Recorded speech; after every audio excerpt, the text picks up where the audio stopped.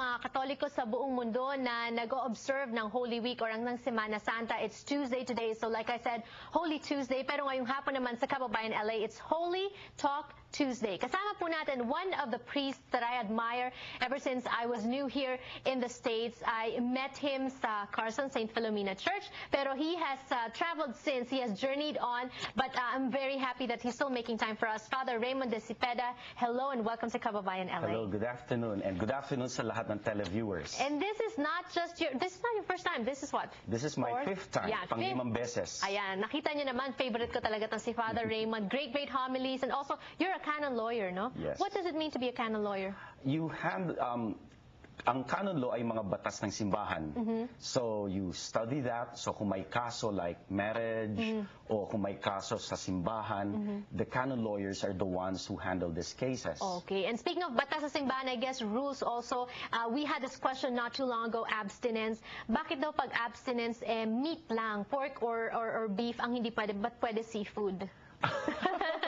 Now, yung tradition of abstinence, it covers people who have reached 13 years old and above, and yung fasting, 18 years old and until they reach their 60th birthday. Bakit nag-a-abstain? Because our idea is, number one, yung pagkain ng karne, beef o pork, these are food for the rich. Yun yung tradition. Pagkain mo ay gulay, yun yung pagkain ng mas mahihirap. When you give up yung masasarap, it's a way of uniting yourself to Jesus who gave up everything for our salvation. And then second, yung idea that sin comes through our senses. So when we are in control even of our basic need to eat, to survive, we can control over that. We have control rather over that.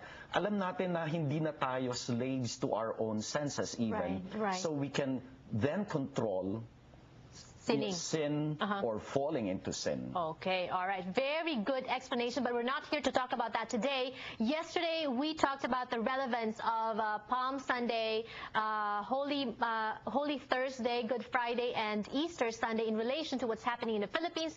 Today, we are going to talk about another, factor sa Holy Week, and that is Stations of the Cross and its relation to the immigrant struggle. Father Raymond, what is your explanation to that? Unang-una, tayong mga Pilipino, we identify ourselves sa dalawang Juan. Yung isa Juan Tamad, so ang Pilipino Juan Tamad. But we identify ourselves more with Juan de la Cruz. Yes. Diba pagka may mga ads, write your name and phone number and your address, ang sinusulat natin doon, Juan de la Cruz. Right, yung parang John Doe dito sa Amerika, it's Juan de la Cruz Yes, in the bakit Philippines. Juan de la Cruz? Juan de la Cruz is John of the Cross, one of the great saints of the Catholic Church. And we identify ourselves with the cross. Diba, kunwari tayong Pilipino, isa sa mga malalim na devotion natin sa Nazareno, diba? And every Friday we have devotion, lalo sa Pilipinas, okay? And the Black Nazarene is about Jesus carrying His cross. Right. Kung tayo especially for Catholic Filipinos, pagka meron tayong house blessing, meron tayong krus lagi doon. Walang bahay ng Katoliko na Pilipino, or even for our brother Christians o ibang reliyon, meron kang laging identification of Christ Himself. Thus, yung Stations of the Cross play an important role, especially for us Filipinos, especially for the immigrant Filipinos.